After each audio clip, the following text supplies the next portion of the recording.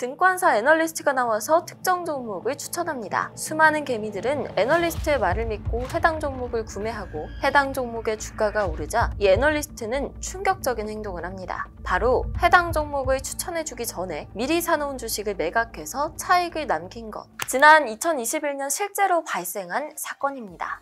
해당 증권사의 내부 통제가 허술한 걸까요? 당국의 감독이 구멍이 난 걸까요? 그것도 아니라면 우리나라의 처벌이 한심스러운 걸까요? 유튜버도 불법 리딩방도 전문가를 사칭한 사기꾼도 심지어는 현역 애널리스트까지 가담한 그것, 금융사기. 지금 뭐가 문제고 바뀌어도 뭐가 걱정되는 건지 빠르고 쉽게 정리해드립니다. 알아봤어요이? 알아봤어요!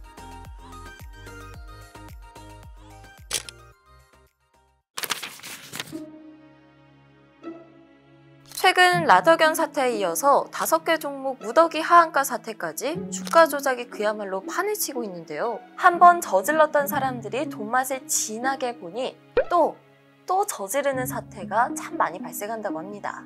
3대 불공정 사례 사건 전력자는 2021년 99명 중 21명에 달해서 재범률이 21.2%에 이르는데요. 문제는 법이 만만하다는 겁니다. 실제로 지난 2021년 동일한 혐의로 적발된 하나증권 애널리스트와 DS투자증권 리서치센터장은 자본시장의 신뢰를 크게 해치는 증권사 현직 임원직의 불법 행위라는 점에도 각각 징역 3년과 1년 6개월을 연도받는 데 그쳤습니다. 해외의 사례와 비교해보면 확연히 차이가 난다는 것을 알 수가 있는데요. 글로벌 에너지 기업 앨론의 케네스 레이 회장은 분식회계와 주가 조작 등의 이유로 24년형을 선고받았고요. CEO 제프리 스킬링은 14년을 복역했습니다. 영향력 있는 경영자 마사 스튜어트는 특정 주식이 폭락하기 직전 미리 정보를 듣고 매도해서 손실을 회피했다는 이유만으로 1억 8,500만 원의 벌금을 물고 5개월 실형을 받는 등 대가를 치렀고요. 우리나라도 형사처벌 강도 자체가 그리 약하지만은 않다고 하죠. 불법 행위 범죄 수익 규모에 따라서 5억 원 이상 50억 원 미만이면 3년 이상의 유기징역, 50억 원 이상이면 최대 무기징역이라고 하는데요. 그런데 왜 이런 차이가 나는 걸까요? 이게 또 기소율 자체가 현저히 낮고 기소가 된다라고 하더라도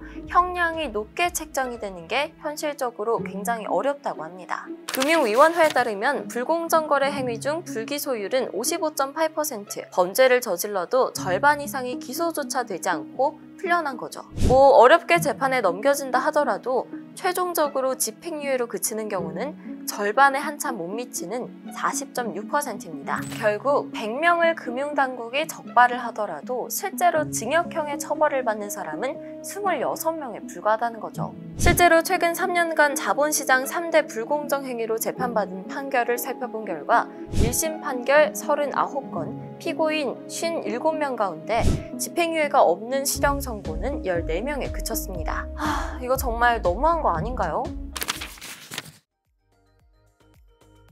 불행 중 다행으로 주가조작 폐가망신법이라는 별명이 붙은 주가조작 처벌을 강화하는 법이 최근 통과가 됐다고 합니다. 과징금은 부당이득의 최대 2배까지 형사처벌 전에도 부과할 수가 있고요. 산정할 수 없다면 최대 40억 원을 부여 가능하다고 합니다. 부당이득 산정 방식은 법으로 정하고 자진 신고를 하면 형벌을 감면해주고요. 하지만 여전히 최종 판결 과정에서 부당이득 산정 규모가 과소평가될 우려들이 있습니다.